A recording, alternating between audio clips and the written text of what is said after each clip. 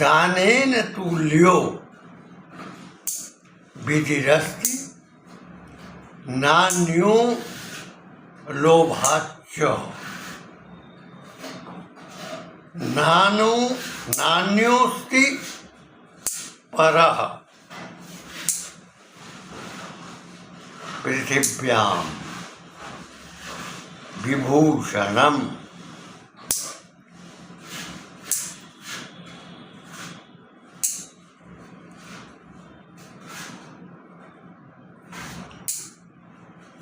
शील सुलभम न च अन्यत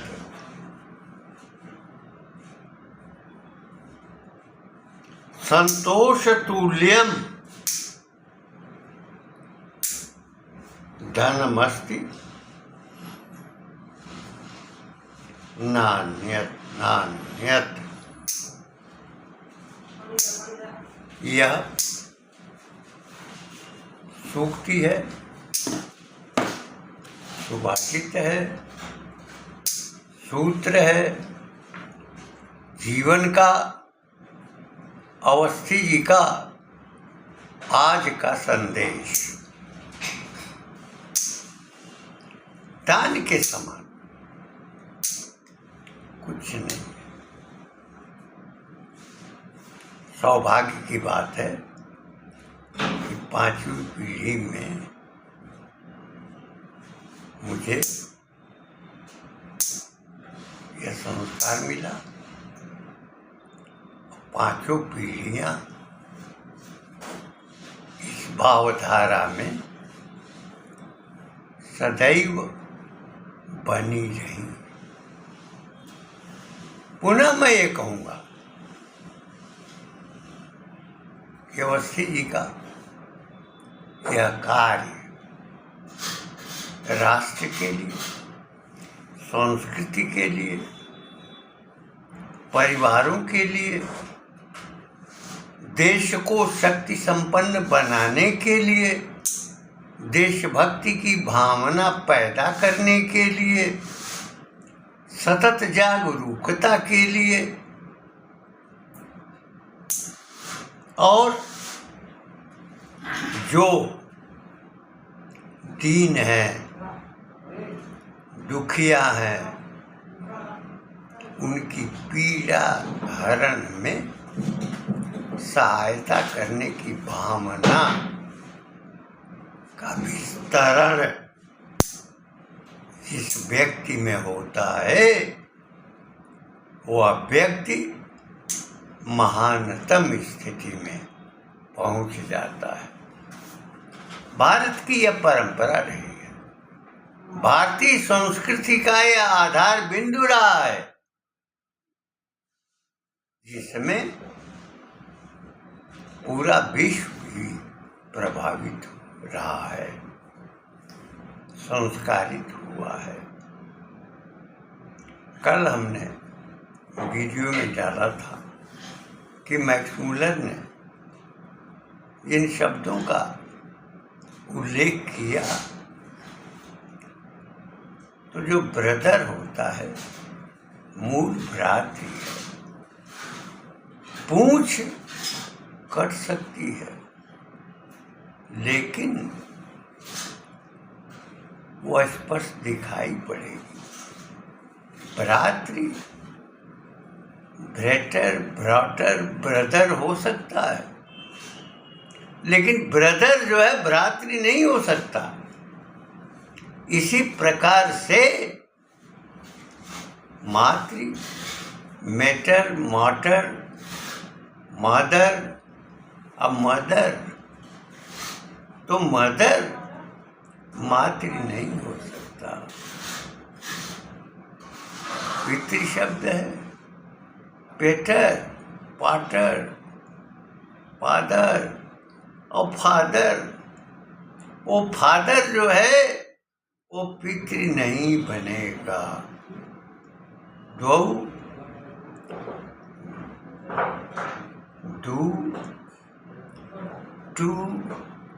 टू जो है दो नहीं बनेगा। ऐसे हजारों शब्दों का भंडार डॉक्टर राजबली पांडे, डॉक्टर संपूर्णानंद, महाकवि शंकर प्रसाद और स्वयं मैक्स मूलर ने, जो जर्मन का था। इससे यही सिद्ध होता है कि अवस्थी जी का यह पोस्ट यद्यप बहुत लोग अनुकृति करते हैं,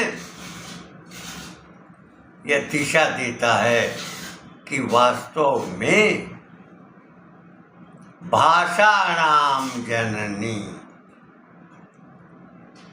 संस्कृत भाषा, भाषाओं की जननी केवल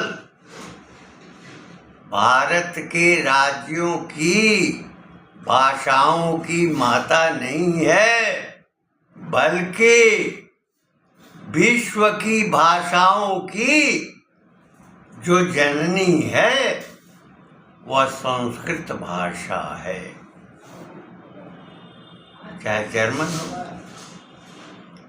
चाहे फ्रेंच हो, पुर्तगाली हो, अमेरिकन इंग्लिश हो, चाहे अफ्रीकी, आप अगर ढूंढिएगा तो संस्कृत के मूल शब्द सब में मिलेंगे।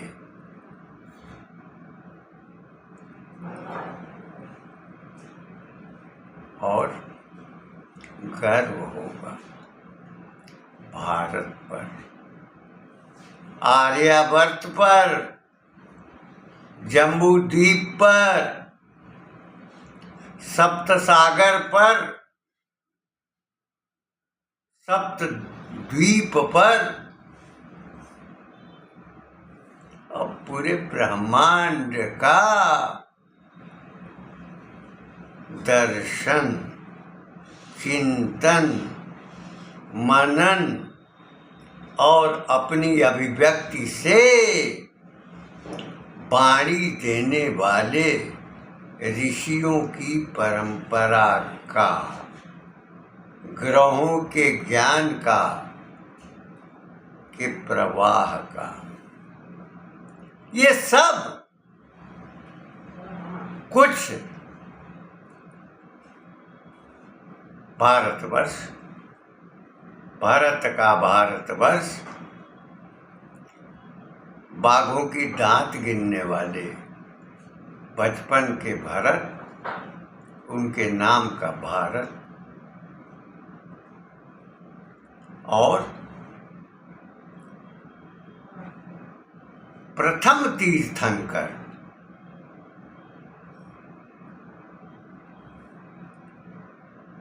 भगवान ऋषभ देव के पुत्र भरत का भारत, भरतखंड, आर्यावर्त, यह भूमि देवभूमि है, जहाँ आने के लिए देवता भी जन्म लेने के लिए कामना करते हैं, इच्छा करते हैं। गायन्ति देवा के गीत गान, धन्यास्ते भारत भूमि भागे, स्वर्गापवर्गास्पद मार्गभूते भवन्ति भूया पुरुषा सुरत्मा। तो जहाँ देवता भी जन्म लेने की कामना करते हैं, यह पावन भूमि हमारे भारतवर्ष है। और इस भारत में जहाँ हम जिसका जल अन्न ग्रहण करते हैं, जिसके वायुमंडल में आश्रय लेते हैं, हम सौभाग्यशाली हैं कि हम भारत भूमि में पैदा हुए, विचरण कर रहे हैं। जहाँ महर्षि वाल्मीकि ने रामायण का आख्यान किया, जहाँ महर्षि वेदव्यास ने श्रीमद् भागवत की रचना की, जहाँ गीता का संदेश हुआ, जहाँ जगदम्बा सीता का आदर्श रहा, वेदनाएं झेली समाज के लिए, समाज की शीलता के लिए, दान की वृत्ति के लिए, पोषण के लिए। और यह भूमि है उस राम की, उस कृष्ण की, जिन्होंने अपना सब कुछ ठुकरा कर पिता की आज्ञा का पालन किया और समर्पण व्यक्त किया। यह शाहजहां के बेटे का भारत नहीं है, आलमगीर का नहीं है। यह भारत अनंत काल से अपनी संस्कृति को प्रवाह दे रहा है, जहाँ दान परंपरा में है, जहाँ प्राण भी दिया गया है, देश के लिए शहीद भी हुए हैं। और कोल्हू के बैल, तेल पेरने के लिए कोल्हू के बैल बनने वाले क्रांतिकारी भी हुए हैं। यह भूमि वेदों की है, पुराणों की है, उपनिषदों की है, सप्तर्षियों की है, वही सनातन है। और सनातन की धारा है, प्रवाह है।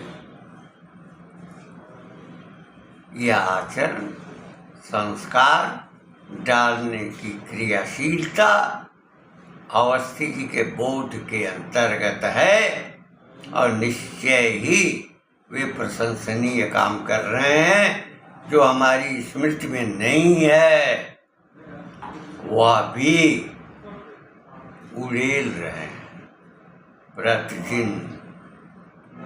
इसलिए जिस वाणी को मैं प्रकाश दे रहा हूँ, नेत्र विहीनता की स्थिति में भी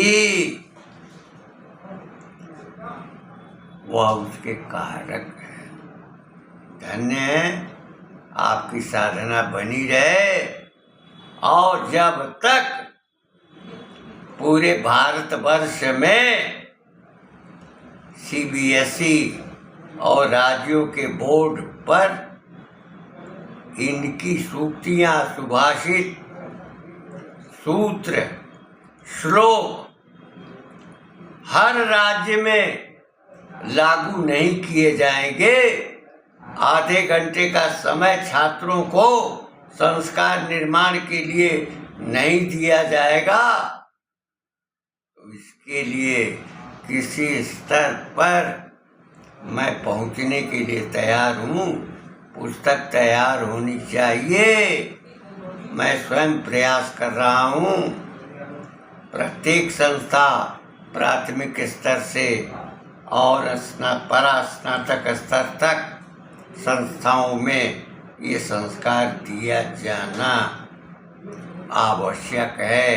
अपने लिए नहीं, समाज के लिए, देश के लिए, दूसरों के हित के लिए, दूसरों के उद्धार के लिए, दूसरों की दिशा के लिए, दूसरों के ज्ञान के लिए। इन शब्दों के साथ मैं अपनी वाणी को विराम करते हुए मैं यह कहना चाहूँगा कि राम हमारे भारत की मर्यादा है।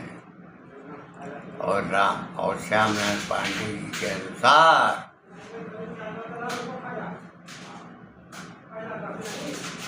अवध का अभिराम होगा, राम उसका नाम होगा,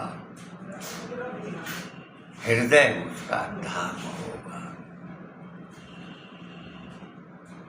यदि मिला साकार तो अवध का अभिराम होगा, नाम उसका राम होगा, हृदय उसका धाम होगा।